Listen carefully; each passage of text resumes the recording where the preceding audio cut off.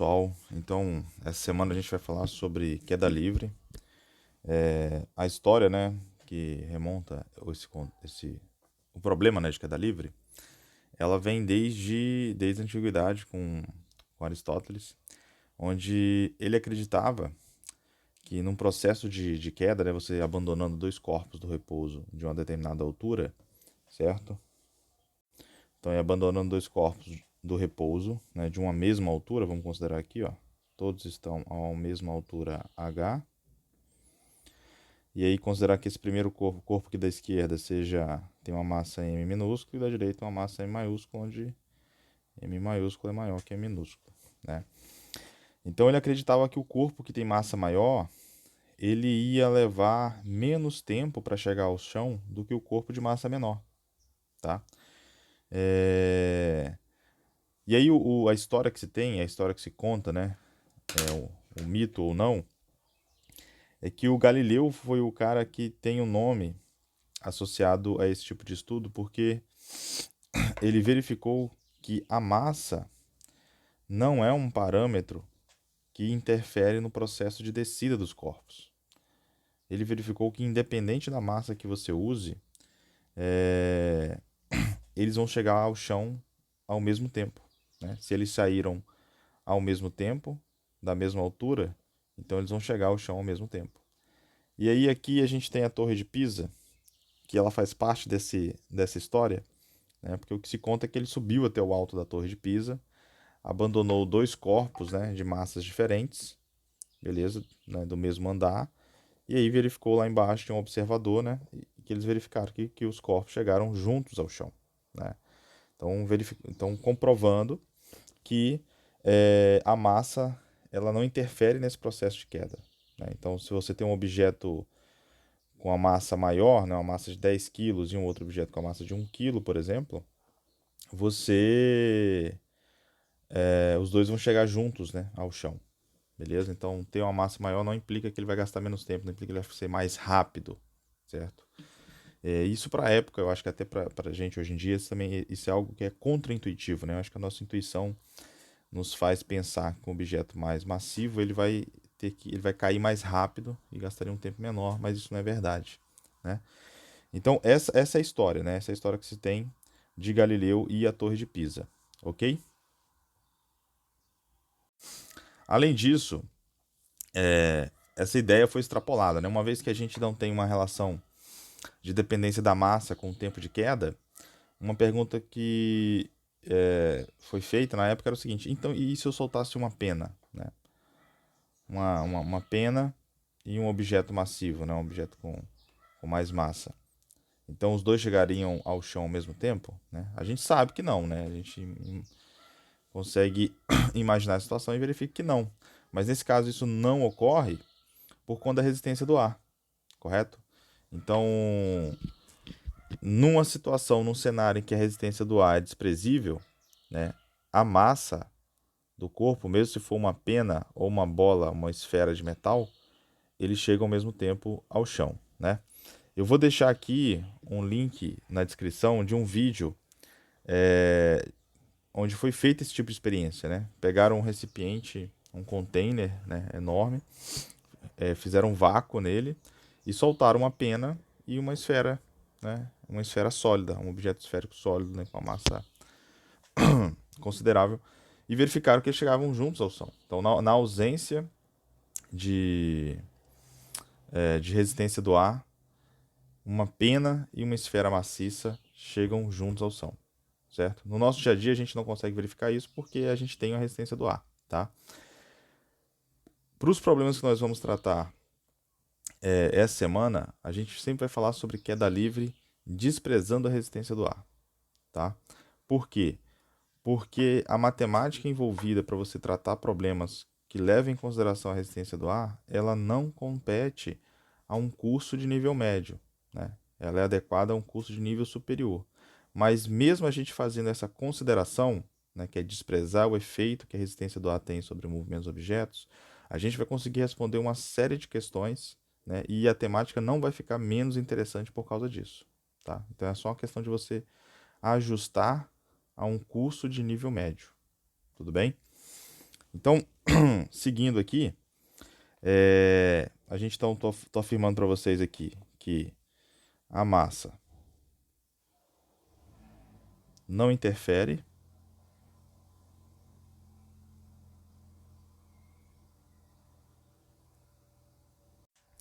Então, a massa não interfere no tempo de queda do objeto. E, além disso, todos os objetos caem com a mesma aceleração, que é a aceleração da gravidade. Então, eu escrevi aqui, todos os corpos caem com a mesma aceleração g. Esse valor, ele, em média, ao longo da superfície da Terra, ele vale aproximadamente 9,8 metros por segundo ao quadrado. Né? Esse valor, estou falando em média, essa média tomada ao longo da superfície da Terra, porque para cada latitude, né, da onde você está no planeta Terra, esse valor ele varia um pouco. Então ele pode variar desde 9,88, por exemplo, até um 9,78, tá? Então, porque você tem uma influência da latitude e da região que está no planeta. Mas assim, esse é o valor referência em média, né, o 9,8. Para a gente simplificar a nossa análise, né, a gente não está aqui preocupado com dados muito precisos, né, dados experimentais que possam validar ou não um dado fenômeno. A gente está muito mais preocupado com uma questão de você reconhecer as equações e saber aplicá-las aos diferentes contextos, tá? Então, esse é o objetivo, né? Reconhecer as equações e aplicá-las aos diferentes contextos. A gente vai adotar uma gravidade de 10 metros por segundo ao quadrado, tá? Então, esse aqui seria o nosso valor médio real, tá? E aí teremos um valor adotado. Esse valor adotado é de 10 metros por segundo ao quadrado, tá? De novo, esse valor é um valor adotado para poder facilitar a nossa análise, facilitar as contas que a gente vai fazer, tudo bem? Porque o nosso objetivo, mais uma vez, é reconhecer as equações e saber aplicá-las aos diferentes contextos, ok? E um outro ponto aqui, antes de a gente finalizar o vídeo, é o seguinte. A gente sabe que a velocidade e a aceleração, o sentido delas, para onde elas apontam, indica um sinal, né? A gente já viu que tomamos como referência aqui o plano cartesiano, né? Horizontal é x, vertical é y. E se apontar para a direita é positivo, se apontar para a esquerda é negativo, se apontar para cima é positivo, se apontar para baixo é negativo. A gravidade, ela sempre vai apontar para baixo, tá? A gravidade, ela sempre apontará para baixo. Vou até escrever isso aqui. Então, a gravidade sempre vai apontar para baixo, tá? Então, se eu represento essa gravidade como sendo uma seta que aponta para baixo, vou jogar esse gráfico para cá. Vamos supor que tem uma superfície, né, que é meu nível de referência, é meu zero. Tem um objeto aqui, ó, a uma dada altura, tá? Se esse objeto ele tem uma velocidade, ele começa a cair, né? Então ele vai ter se ele está caindo, a velocidade dele aponta para baixo, ó. Vou colocar aqui a velocidade como a setinha verde. Ele tem uma velocidade inicial para baixo. E a minha gravidade também é para baixo. Vou colocar aqui a minha gravidade também é para baixo. Como eles têm o mesmo sentido, né? Ambos são negativos. Eu sei que nesse processo aqui de descida, ele vai descer de maneira acelerada. Lembra que a gente falou isso aqui? Se a gravidade, se a aceleração e a velocidade têm o mesmo sinal, o movimento é acelerado, correto?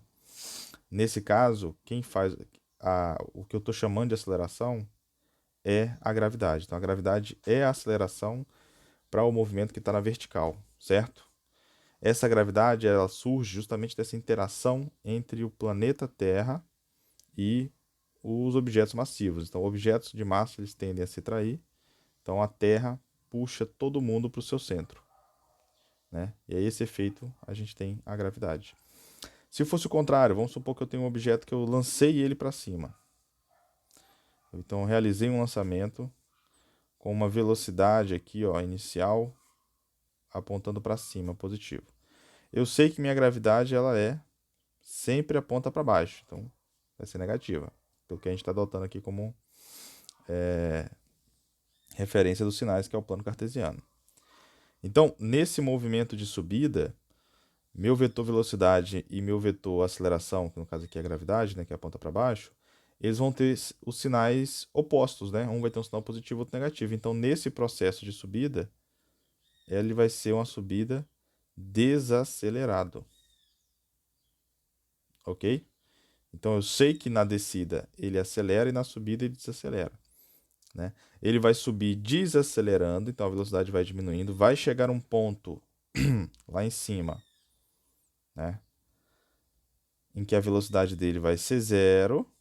A velocidade dele vai ser zero, então ele vai parar de subir. Quando a velocidade zero é o momento em que ele está na altura máxima. Vou até colocar aqui essa informação. Ó, quando V é zero, a altura é máxima. Correto? E aí ele volta descendo acelerado. Tudo bem?